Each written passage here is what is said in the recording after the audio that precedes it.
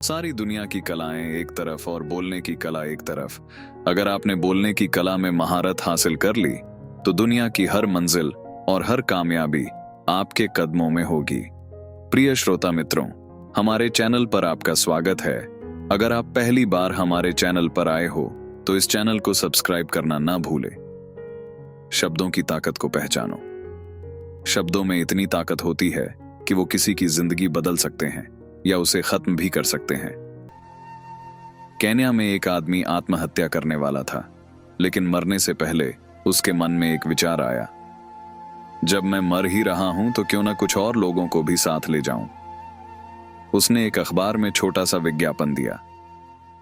न्यायाधीश के समक्ष वासियों को सूचित किया जाता है कि जो भी अपने दुखों से मुक्त होना चाहता है, संसार के सारे दुखों से छुटकारा पाना चाहता है, वह कल शाम 5 बजे फलां ऑडिटोरियम में आ जाए।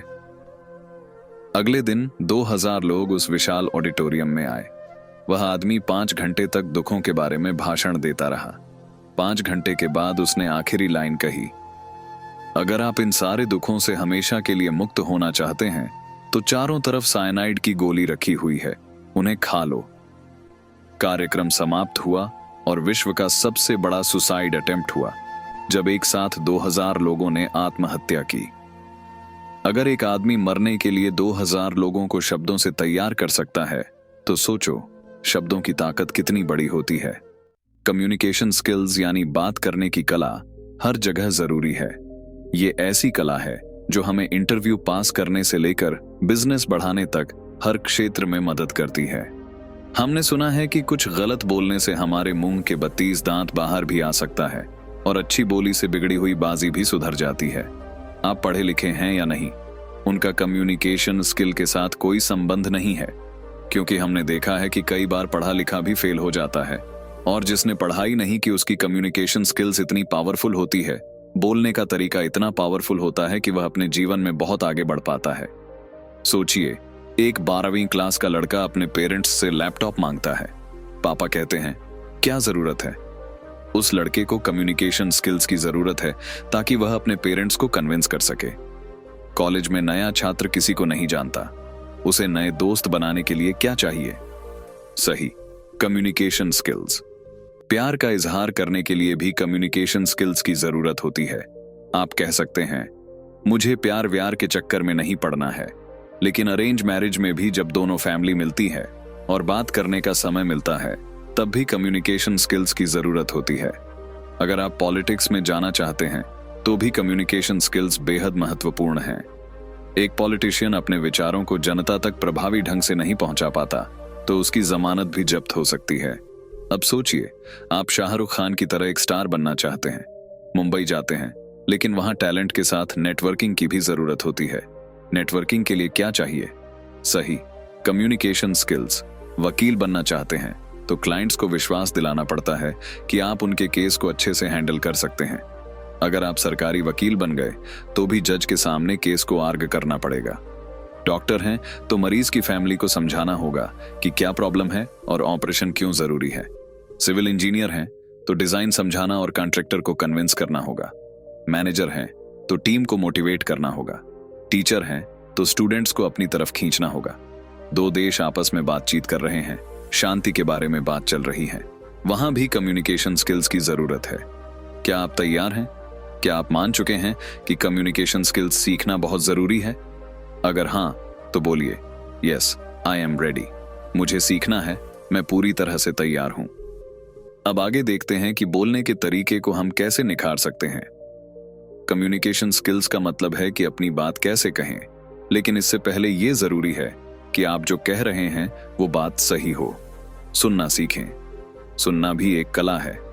कई लोग सुनने का दिखावा करते हैं लेकिन असल में सुनते नहीं हैं। सुनने के लिए जेन्युइन क्यूरियोसिटी होनी चाहिए, इसीलिए सच बोलें, झूठे वादे न करें। अगर आपके पास जानकारी नहीं है तो कहें मुझे इस बारे में पता नहीं है। यह दिखाता है कि आप ईमानदार हैं और लोगों को आप पर विश्वास होगा। उसके बाद आता है थ्रेडिंग, यानी बातों में से बातें निकालना। अगर किसी ने कहा कि मुझे टी पोस्ट की चाय बहुत पसंद है, फिर अगर आपको टी पोस्ट के बारे में कुछ पता नहीं है तो लिंक टूट जाएगा। इसीलिए आप ऐसा भी बोल सकते हैं कि मुझे भी चाय पसंद है पर मैं चीनी थोड़ी कम डालता हूँ। इस तरह से थ्रेड जुड़ जाएगा और आसानी से हमारी बात आगे बढ़ती रहेगी। फिर आता है कॉम्प्लीमेंट्स, यानी कुछ खास बात। तारीफ किसे नहीं पसंद है, लेकिन तारीफ सच्ची होनी चाहिए। ध्यान से देखें, हर किसी में कुछ न कुछ काबिले तारीफ होगा। कबीर दास ने कहा है, ऐसी वाणी बोलिए मन का आपा खोए, औरन को शीतल करे, आप हूं शीतल होए।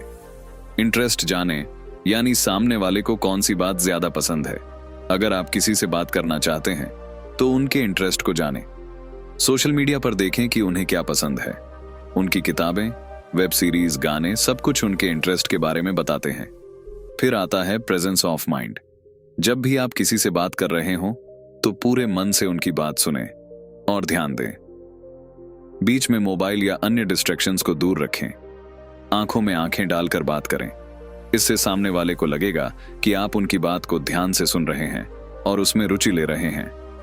बॉडी लैंग्वेज, यानी शरीर के हाव भाव। आपकी बॉडी लैंग्वेज भी बहुत कुछ कहती है। हाथों का मूवमेंट, चेहरे के एक्सप्रेशंस, ये सब मिलकर आपकी बात को प्रभावी बनाते हैं। आपकी बातों में रुकावट आए, ऐसा कोई भी माध्यम बात के दौरान उपयोग न करें। इससे आप अपनी बात पूरी तरह से एक दूसरे के सामने रख सकते हैं।